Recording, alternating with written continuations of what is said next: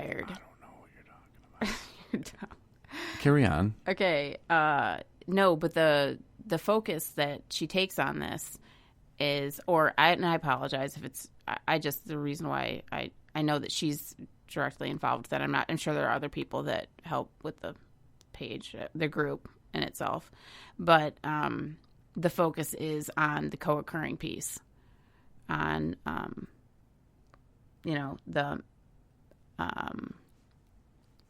mental issues and also medication, psych meds, combined with having a substance abuse issue. So yeah, it's really good stuff, really positive stuff, uplifting, encouraging, and yeah, you should check it out for anybody who's listening. Hashtag 45 Recovery Rocks. No, they don't have a website though, do they? I think it's a Facebook group. So just like support group kind of thing, or I believe, yeah. So, but it's good stuff, yeah.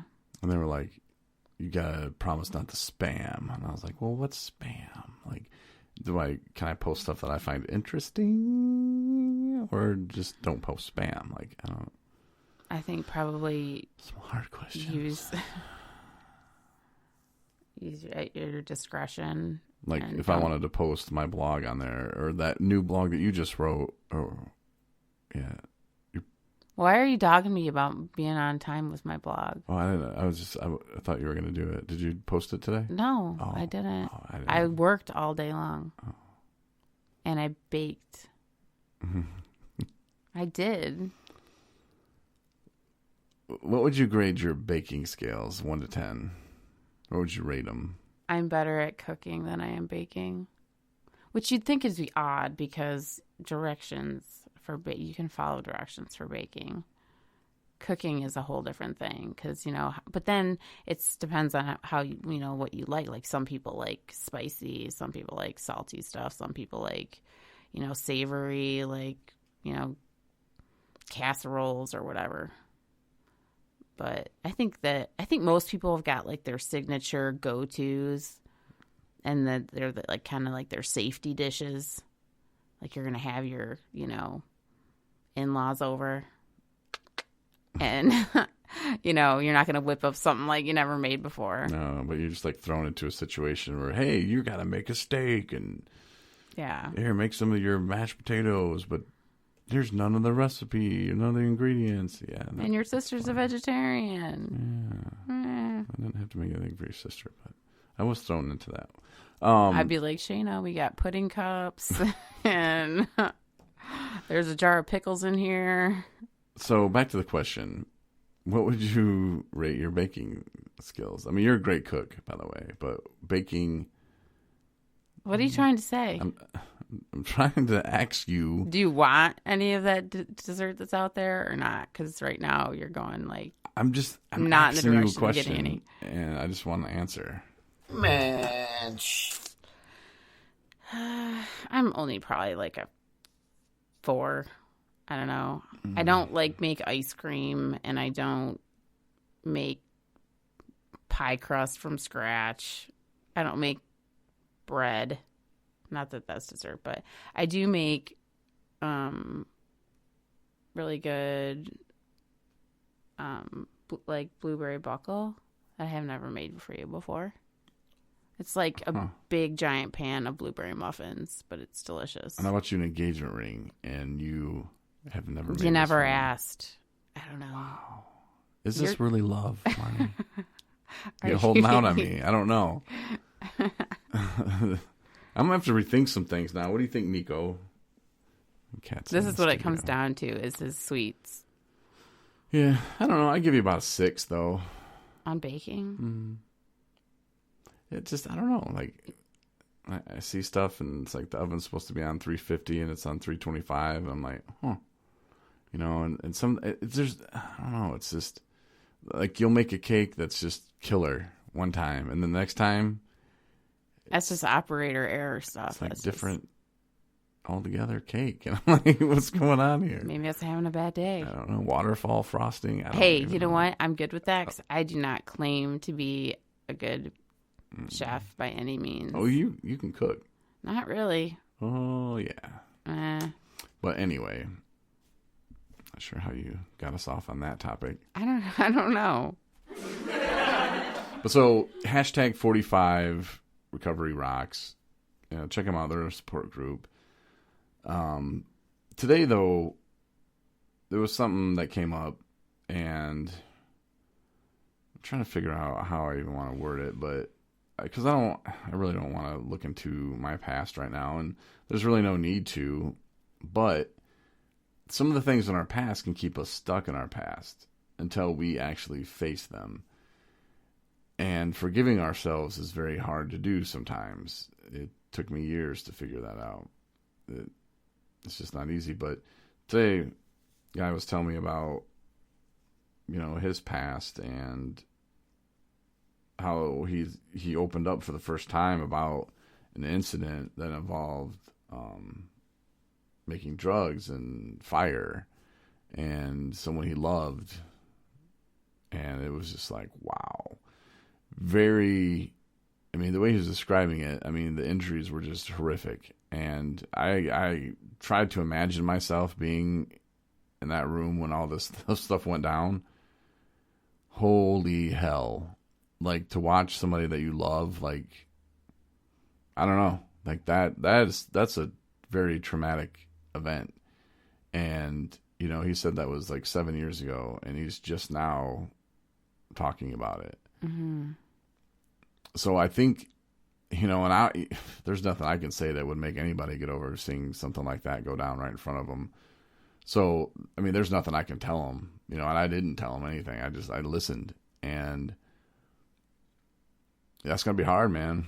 You know, he's got some work to do, and when I mean work to do, he's got some things to get out and to process. Mm-hmm. You know, there's a lot of scared, like, sad, just probably a bunch of emotions that he's just kept bottled up for, 7 years. And oh yeah, processing the feelings about all that, I can't even imagine, or it's so complicated. But good for him. Yeah. You know? And I think that's a huge step, and he's in early recovery, and that is a huge step forward. Yeah. I'm always telling people, keep it moving forward, keep it going forward. And, I commend him for that. And, if you're stuck kind of in a place where you've been in and out of treatment, you've maybe been 3-4 times, and, you're there and you want to stop using, you want to be clean, you want to be in recovery, but always something trips you up, maybe take a long, hard look, just go somewhere, sit outside, whatever, get somewhere just quiet and just think, and pray and just really dig deep, within yourself. Mm-hmm. You don't have to be with a therapist to do this, but you probably might want to be at one point. But once you can start like feeling like, okay, like for me, it was my father, I think of my father and, I can feel those feelings. And then you have to just kind of process them like, okay, well, what am I feeling? And then, just break it down. But yeah, I felt not bad for him, but just the weight of it. Mm-hmm. It's crazy. Yeah. I was speaking with a woman the other day who's in early recovery, and she expressed very similar thoughts about where she was at in terms of opening up issues of her past. And obviously it wasn't the same story or anything, but she was, obviously, like, at the moment when she was talking to me, still kind of, upset, and, her voice was shaky and kind of, she was just uneasy. And I was like, it's okay to not be okay. You need to keep telling yourself that. And she goes, that is so weird. That is so weird. She was like, she looked at me, her eyes got real big. And she says, because, I was talking about that today. And now that, and this is her talking, she says, now that I've been able to actually like start talking about, you know, things in my past and talk about some of the things that I've done, and, you know, she's working on forgiveness, and she's working on, you know, kind of like rebuilding, you know, structure in her life and figuring out who it is that she can actually hold on to and who it is she needs to let go. I mean, there's all these things bouncing around, and it made me in that second realize like, oh my gosh, going through, you know, and this is like maybe 3 weeks into treatment. But she said she needs to keep telling herself that how'd she say it? She said she's learning how to be comfortable being uncomfortable. Mm-hmm. Learning how to be comfortable being uncomfortable. And I've heard that before, and there's so much truth to that because, you know, in the first, you know, and there's no timeline. And none of this has a timeline. You know, everybody's process and how and when things start coming out and coming full circle and making sense, and the fog lifts, and, you know, it's different for everybody. So, but, you know, where she's at today, she was okay with. And she said before she was beating herself up, like everybody expects, like I should be feeling a certain way. I should have certain things. I should be making more progress, you know? And it doesn't work that way.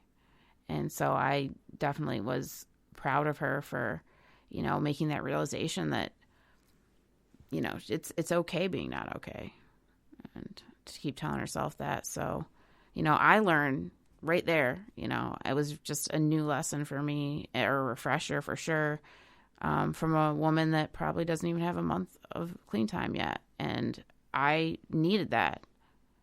And so, I don't know, it just goes to show you that, you know, it's every day is important, and you never know who you're going to talk to, who's going to make that light bulb go off. Mm-hmm. Keep that recovery tank full.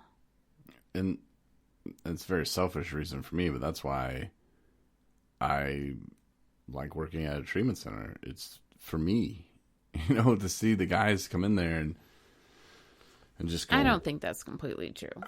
I think it is. I think that to know if I ever have that day where I'm like, man, this is just, or I can do it and no one's going to know. That's a good one for me. Oh, no one's going to know, man. This would be a perfect time. You can go do it. Go get you a bottle. Like, I need that reminder of, hey, man, you go get that bottle. You're going to be right back in here with these guys.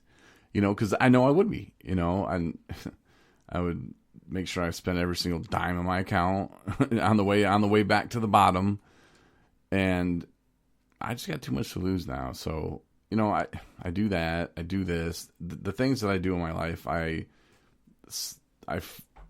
set up in a successful way for me to be successful and for me not to have to use again. Mm-hmm. And, you know, I mean, maybe it's not selfish, but maybe it's just good planning. I don't know what you want to call it, but it's number one for me right now. And being in early recovery, it has to be. And I think a lot of people, they'll go to a treatment center, they'll learn those things like, oh yeah, I gotta be comfortable being uncomfortable. Yeah, that sounds great. And then 30 days, 60 days, 90 days later, they get out. Oh, what do you mean the electric's getting shut off? Or, oh, what do you mean he left me? Or, you know, like bad things happen and then they just flip right out again, you know, and it's very dangerous, and it happens a lot, you know. You can look around and look at the numbers, and I hate looking at the numbers of, you know, well, the success rate of treatment center. You don't know what the success rate of treatment center is because it takes people what it takes people. If it takes you 10 times to go to treatment centers, then, hey, it took you 10 times to go to treatment centers. You know, you're still learning along the way. Yeah. And sometimes people just aren't ready. Sometimes people can't imagine a life without drinking. So, and it's a process, you know, and.